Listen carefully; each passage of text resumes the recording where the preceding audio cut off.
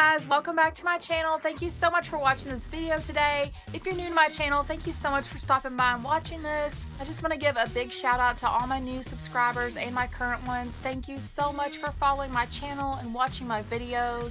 So since my birthday is tomorrow, I'm going to show you guys how to make this awesome sprinkle bracelet. It's really fun, quick, and easy, so let's go ahead and get started. For this tutorial, you will need a bracelet. You can use wood or plastic, and I got this bracelet from Forever 21. You will need foam brushes for your glue to put on the bracelet, and then you will need glue, and I got tacky glue for this particular project.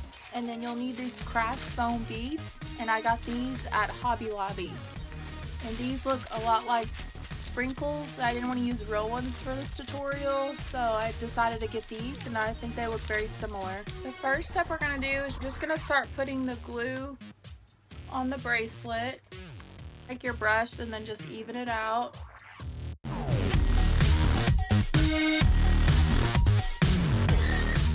Now I'm just going to sprinkle some of the foam beads on the bracelet. This is going to be really messy, so make sure you have a really good workspace for this and you're prepared for all the mess that comes with it.